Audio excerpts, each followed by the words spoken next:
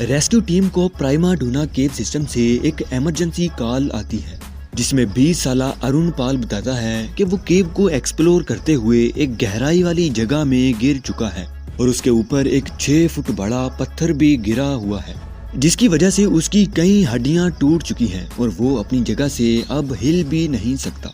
मेरा नाम है उबैद रजा और देखने वाले तमाम व्यूवर्स को एक बार फिर से खुशामदीद। रेस्क्यू टीम ये कॉल सुनकर बहुत ज्यादा हैरान होती है क्योंकि केव की एंट्रेंस पहाड़ से 6000 मीटर बुलंद थी। इसलिए रेस्क्यू टीम बिना कोई वक्त जाया किए हेलीकॉप्टर की मदद से केव तक पहुंच जाती है।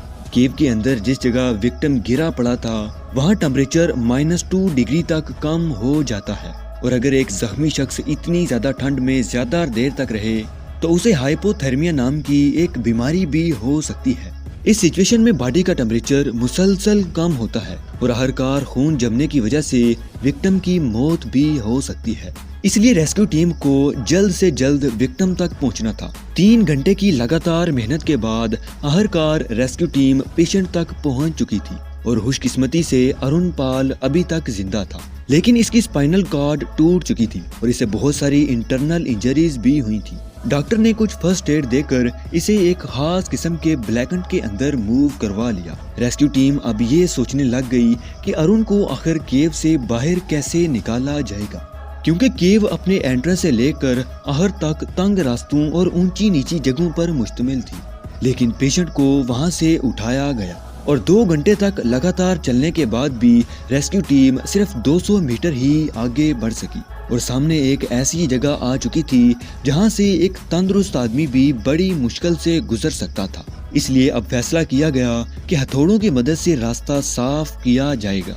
1 घंटा मजीद गुजर चुका था और पत्थर टूटने का नाम तक नहीं ले रहे थे। रेस्क्यू टीम बहुत ज्यादा परेशान हो चुकी थी क्योंकि अगर इसी तरह से पत्थर तोड़ते रहे तो केव से बाहर निकलने में कई दिन लग जाएंगे और अगर पेशेंट भी इतनी ज्यादा ठंड में ज्यादा देर तक रहा तो वो पैरालाइज हो सकता था या फिर मर भी सकता था। इसलिए रेस्क्यू टीम ने एक और फैसला किया, एक्सप्लोजन की मदद से केव का रास्ता साफ किया जाएगा। 5 मुख्तलिफ पॉइंट्स पर ब्लास्ट किए गए और रास्ते में आने वाले पत्थरों को एक एक करके हटाया गया। रेस्क्यू टीम को केव के अंदर आए हुए 9 घंटे हो चुके थे, लेकिन अभी भी बाहर निकलने के लिए कई 100 मीटर्स का फासला तय करना बाकी था।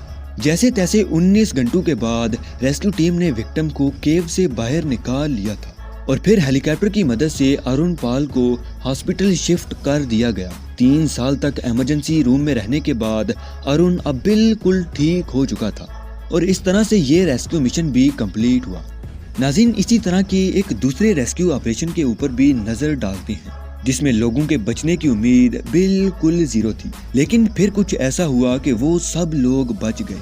वेकेशन के दिनों में 109 लोग एक बड़ी सी बोट के अंदर बैठकर एराडूरा से टोर्टुगा की तरफ जा रहे थे। 17 किलोमीटर के इस सफर में हर कोई एंजॉय कर रहा था, लेकिन बोट जब आधे रास्ते में पहुंचती है तो समंदर की लहरें तेज होने लगती हैं और बोट के सारे शीशे अचानक से टूट जाते हैं। बोट के निचले हिस्से में पानी भरने लगता है और कुछ ही सेकंड्स के अंदर तमाम पैसेंजर समंदर के बीचों बीच आ जाते हैं। इसी दौरान एक डेड बॉडी भी पानी के ऊपर तैरती हुई नजर आती है, जिससे पता चलता है कि एक आदमी मर चुका है और बाकी बहुत सारे लोग अभी तक मिसिंग हैं। डूबने वाले लोगों में एक के पास वाटरप्रूफ मोबाइल था। इसने बगैर कोई वक्त जाया किए एराडूरा कोस्ट पर हेल्प के लिए फोन किया।